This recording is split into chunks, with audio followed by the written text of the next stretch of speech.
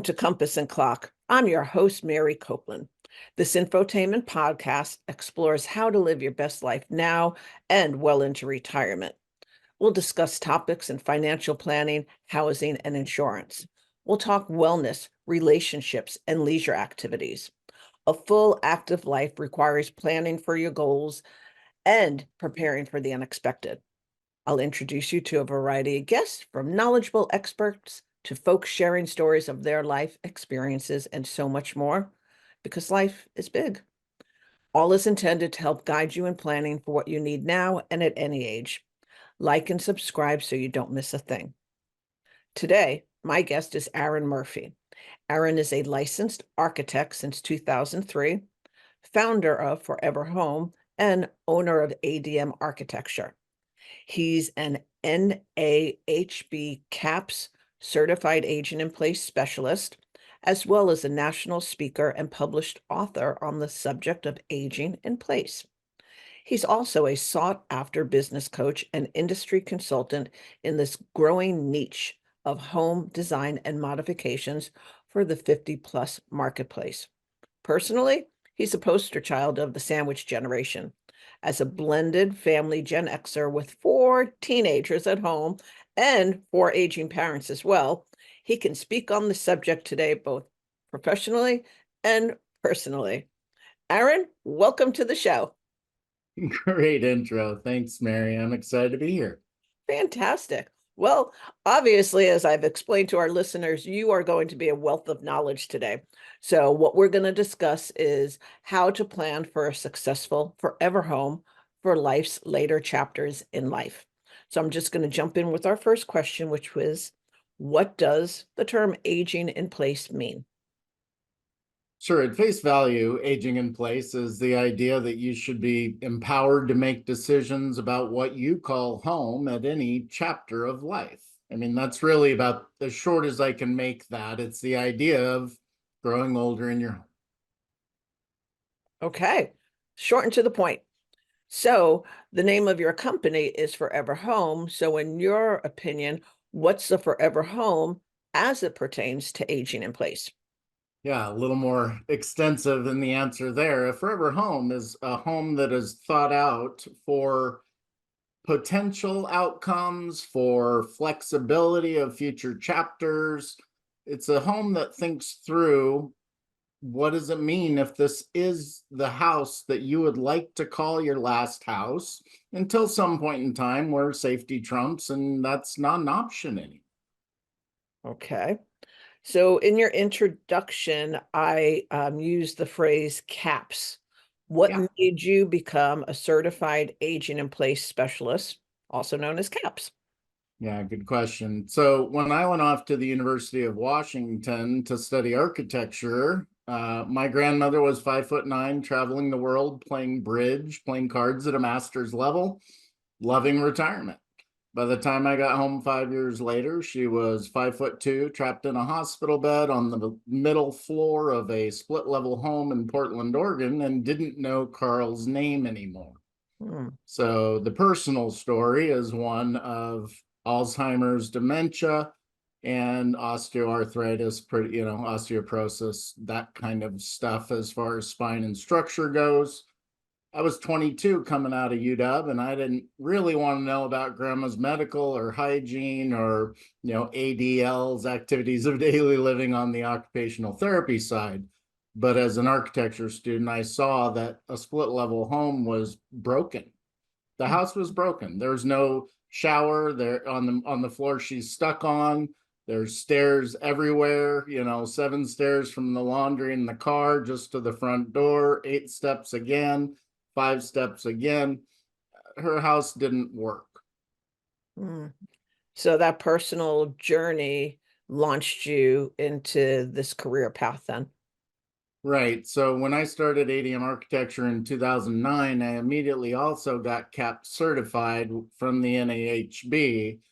The reason is my second light bulb was I bought a car off Craigslist just to date myself. 2 63-year-olds brought me a car. I said, oh, cool. Whose is this? Mom, she's 92, finally gave up the keys. Oh, where does she live? Assisted living place down the road from you and me in Silverdale, Washington. And I said, I'm doing a little research. Do you mind if I ask what that cost you? Don't answer if you don't want. That's a personal question. They said $150,000 out of pocket and $10,000 a month. That was the second light bulb that went with the grandma first in a split level. And I said, we have a humongous housing gap problem related to the 40 plus, 50 plus, 65 plus demographic. Yep. Wow.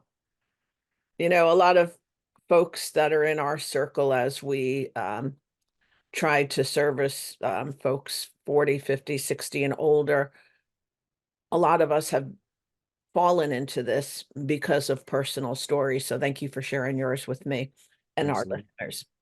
So what do people need to know about how to prepare a home then for their later chapters in life? Yeah, it's an extensive question in the sense that I guess my first piece of advice would be get started early. Mhm. This conversation, which we teach B2B to small business owners who are in this 50 plus demographic space, you have to peel the onion. You have to gain trust and rapport, right? The truth is usually 3 levels deep, which means you have to spend time in conversation as an active listener so that we can get to what is, in my case, let's use my parents. What are their dreams? What are their fears? Because then we can compile a team, and I absolutely believe team is the way to go. More brains, more better, right?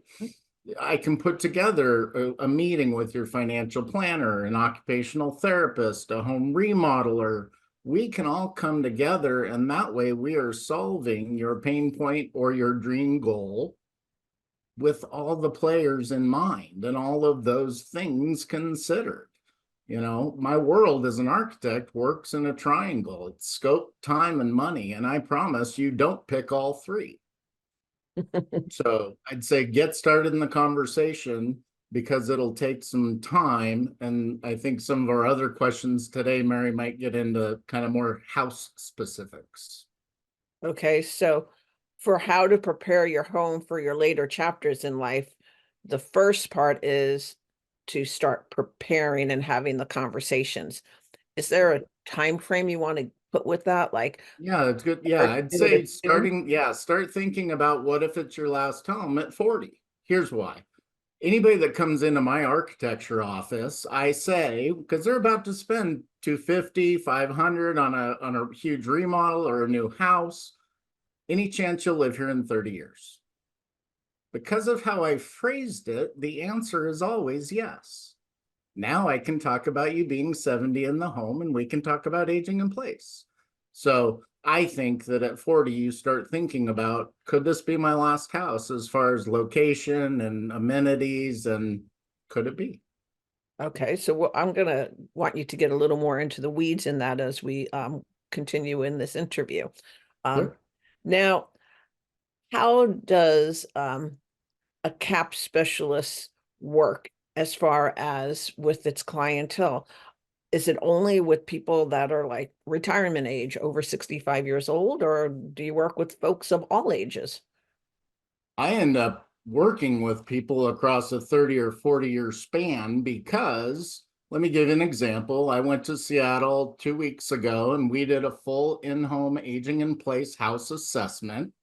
Mhm. Mom and dad were 87 and 88. She has fallen a couple of times, which is why I got the referral.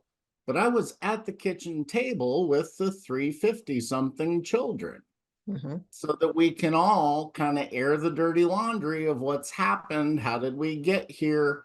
The fun part about that, it's one of my favorite pieces of the job puzzle. You get the stranger's the expert, right? Mary, you could send me to your mom and I could read a script that you had written. And I would be brilliant because I'm not you. You're a child to her. That will never change, right? Same thing. So it's fun for me to come in and provide the advice that I get heard and I get to affect change. So the CAP certified, it's a 3-day course. It's 16 hours if you take out breaks and lunches. They just relaunched it with new information. It's better than it used to be. It should. It'll keep getting better. Do we tend to say CAPS works with seniors or boomers? Or yeah, I mean, that's kind of where you get started thinking about it, but you're going to work with people from 40 to 90. Yeah. Well, it sounds like everything that I've been learning over the years and my conversations with you and others, sooner is better than later. So, Oh, um, let's go back now into those 40-year-olds. So I want to like break that down really. You were saying that homeowners that are in their 40s, when they're house hunting or talking to you about a purchase or a build or a remodel of something they want to purchase, how do you approach that so that the light bulb goes off for them that, hey, are you thinking of, is this a 10-year home? Is this a 15, a 30-year? How do you broach that? yeah, good question. And I think maybe that's where I switch hats a little bit to, I'm also a real estate investor and I think about the ROI, right? What's the return on investment? And a lot of people go, well, why would I make a ADA bathroom? Because nobody will want it when I'm gone. Well, first of all, aren't we talking about your health, your safety, your happiness? The kids are probably getting a paid off home. Let them worry about it if they want to sell it, right? Right. We're talking about you. And I kind of I did that at that kitchen table, and the Oh, parents are laughing, right? They're like, oh, yeah, let's forget about them. That's, but it frees them up to do that. But as far as the rest of your question, housing wise, I feel like spec builders design first and second time homes. That's all they do, and they know it. Okay. But we can do things that provide you in the sales cycle. What I do is relativity. mhm, The cost of if not.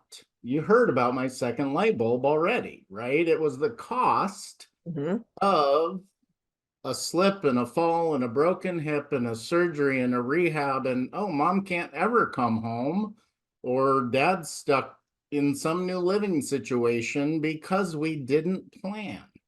So if I can tell a 40-year-old, hey, what if I gave you an extra 10 or 15 years in your home at the end of life before safety trumps everything or medical care trumps everything?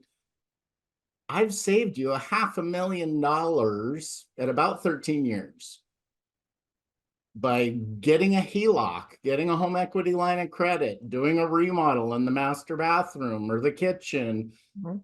The cost difference between that and assisted living is so astronomical that I help people consider it by offering the relativity of if not.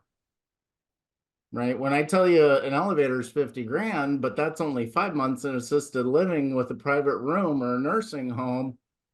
Oh, well, when you put it that way, and now we're having a conversation. Yep. And the costs add up. And, there's the cost today, and there's cost 10 years from now and 20 years from now. And when you talk about an ADA bathroom, these bathrooms do not need to look like sterile Mhm. hospital bathrooms. Yeah. These are your beautiful bathroom that you enjoy that have an extra feature or two added to it that doesn't make it unappealing. That's Right, right. Or we can even plan behind the walls and you can do it later. And this was my joke to my mom, right? She had some 3D cabinet company out of Portland, Oregon, draw her pretty renderings in her new bathroom. And I said, Mom, give me 10 minutes and a red pen with those drawings. Then I never have to say I told you so, and you never have to say your kid was right. And all I did was put blocking behind the walls before she tiled the whole shower where they needed grab bars later, yep. got rid of the step up threshold, asked them to design it as a zero threshold entry at the shower in case we ever had to wheel in and wheel out later. And I flipped the door swing because I'd prefer, even though it's not spec house normal, I actually wanted the door to swing out. I couldn't do a pocket door in that scenario. when the door swings in, if you ask EMTs, statistically, not only do most falls happen in the bathroom, they lose 90 seconds trying to get the door off the hinges because you've blocked it when you fell in a spec 5x8 bathroom. Mm. Okay. That's where caps of 16 hours. I've been doing this 15 years. That's why I've got this, library of anecdotal and factual information. And that's why you hire people, right? You couldn't know everything I know, just like I couldn't know everything you know. I love pocket doors. Those would be brilliant for bathrooms. But that was a good call for your mom. And when you have to put grab bars in, it needs to be reinforced because somebody with weight pulling on it, it's not, you can't have it just come out of the wall like the toilet paper holder does. Right, right. Yeah, yeah. In fact, I was speaking on stage once in Port Ludlow, and I made that joke that by peeling the onion, talking to my mother, that I found out she was pushing off the toilet paper holder to get off the toilet. Yep. I go, Mom, that's a set screw. That's like 5/8 of an inch drywall screw. That's not designed. Now I made a mistake. I said that's not designed for 160 pounds. She yelled at me because I'm not 160 pounds. Right. Oh, Okay. but But the weight is more than that when you're right, pushing. right. But I made the You're trying mistake of making reference to my mother's weight. That was a no-no. I should have known better, but right, it's not designed for that. But we'll do it if we don't have other options. Yep. Okay.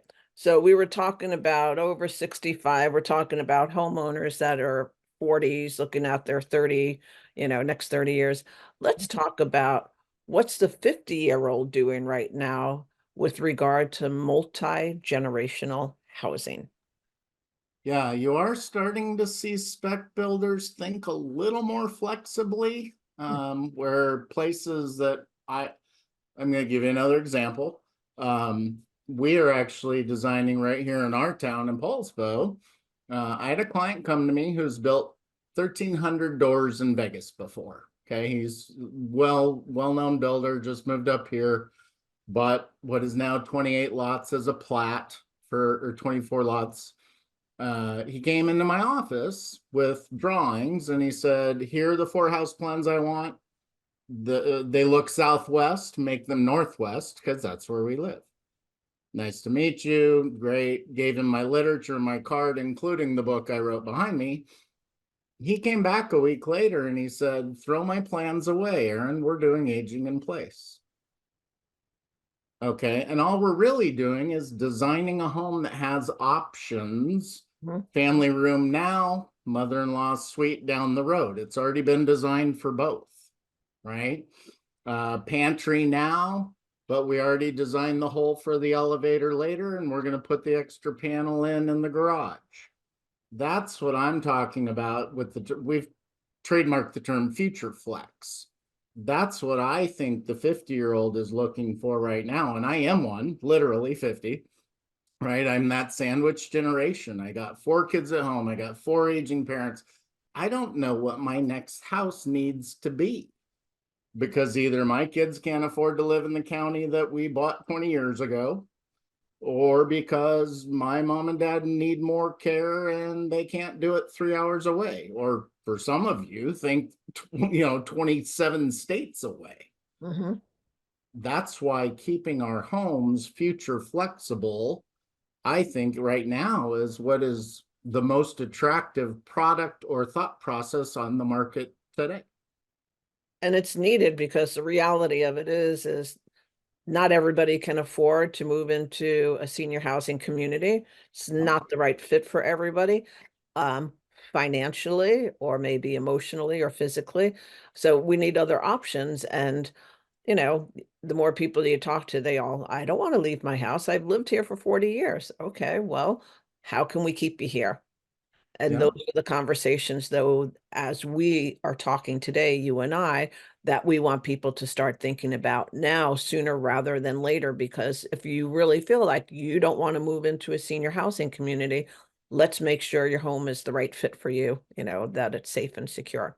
Right. We can't know every accident before it happens, but 70% of what we're talking about is universal design. it works better for a 6-year-old or an 86-year-old. Before we get into family medical, right? Might you get Parkinson's because everybody else did, or that's always going to be on a case by case. Yep. So what other roles do you fill as an advisor when it comes to the CAP space, the certified agent in place space? Yeah, I've really learned over all these years of doing this that I see myself as quarterback and concierge. And that includes a golden Rolodex for those of us that are old enough to know what a Rolodex is, right? I'm only 2 phone calls away from any answer nationally, if not globally, right? So if we don't have the right elevator, don't have the right grab bar, if you don't know who to talk to for a home equity line of credit or reverse mortgage, I have that team. We call that the Thriving in Place Dream Team, right? I have that. I'm surrounded by that in my Tri-County area so that I can assist our clients. And we teach you to build that team if you're in this space professionally, because that is the key. I am playing quarterback and concierge. There's so much overlap that I have to reach across silos and break down barriers where some people get possessive about their space, whether it's an interior designer, an occupational therapist.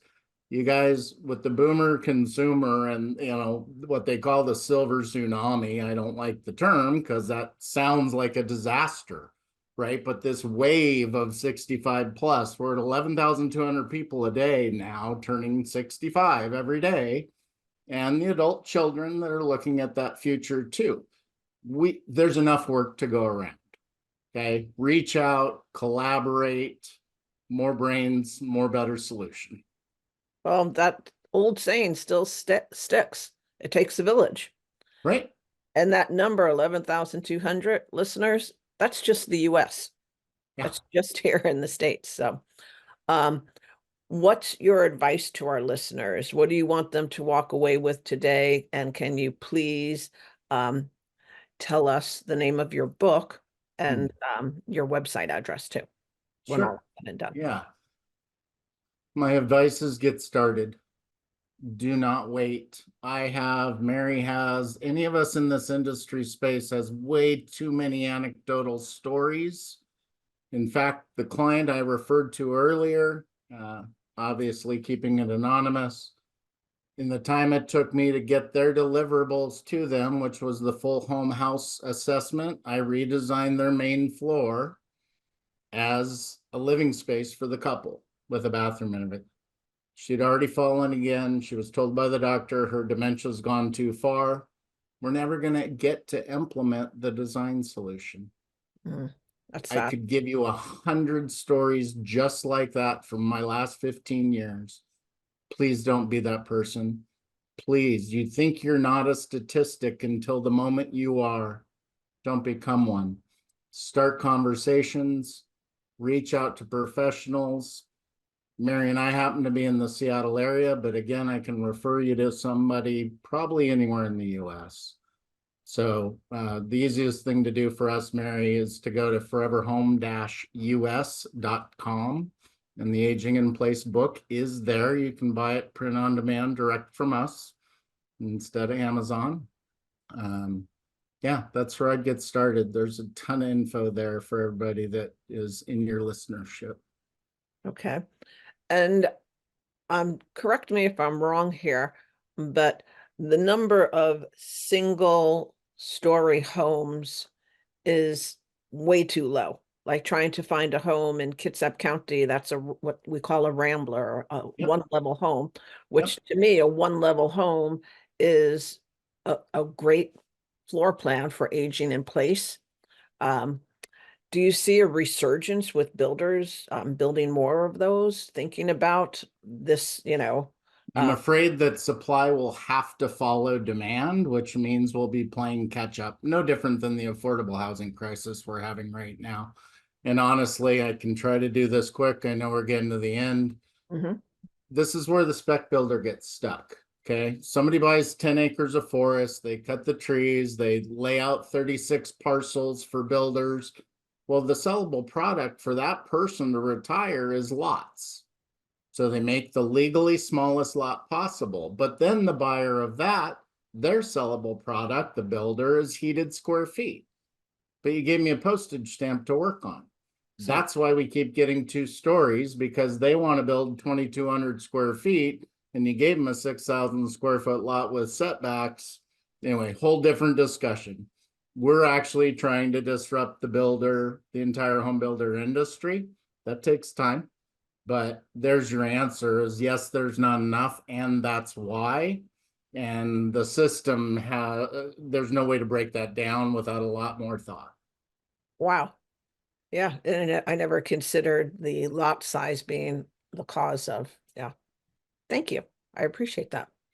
Well, you are right. Our time is up. So I want to say thank you, Aaron, for helping our listeners learn how to prepare themselves and their aging parents for a successful forever home.